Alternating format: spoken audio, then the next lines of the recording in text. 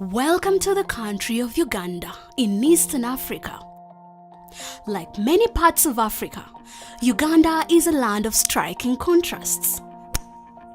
But not everything here is this black and white. We have Lake Victoria, the second largest freshwater lake in the world and the principal source of the River Nile.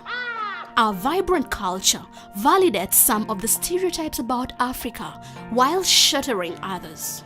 Our capital city, Kampala, is home to more than 2 million people and is nestled between 7 original hills. Kampala is a bustling metropolis and has been ranked as the best city to live in East Africa. It has universities, sports teams, nightlife, shopping, and many things that most of the world has never seen or tasted before. Meet Gertrude Njuba, co-founder of Blockchain Africa, a fintech company focused on developing blockchain use cases and real-world solutions for the public and private sector. She is also senior presidential advisor and a government official working on land registration issues. We depend on land a lot. People work on land, they spend all their lives on land. It's not like in the first world where people live in the cyber world. We live on land. So people come in my office like patients go to hospitals. Nobody comes with a happy face. So either side is saying this is the right title, this is the right title, and you don't know how it came about. Usually it's because somebody in the registry made a mistake. January this year, I attended a summit in Hong Kong which talked about blockchain. As explanations went on, I saw that Uganda needed blockchain technology for many things, but most of all for the land registry. Meet Professor Eriabu Lugujo, the Vice Chancellor of Ndeje University, the top private school in the country. His university is home to more than 8,000 students. And he has many ideas on how blockchain can improve their academic record keeping. The private university depends on tuition, mostly on tuition. Some students come here and they say we have paid in the banks, and yet they haven't paid. Or they bring in forged receipts. Therefore, if blockchain comes in and says that it can increase the efficiency in collection of fees, that will be the lifeblood of the university. So when we give an individual a certification, the certification must reflect his capability. The employers are worried that the students also tend to falsify data. But blockchain, I think, is going to be a big intermediary between universities, between academics, and the private sector. Let's listen to Joseph Semoemba, Chief Executive Officer of Kia Motors in Uganda. He knows how blockchain can improve supply chain and inventory management. It would be really of good importance, more especially in the area of the reconditioned vehicles that come from all parts of the world, where incidentally the emission standards are that high, and whatever falls below bar is what's sent down here.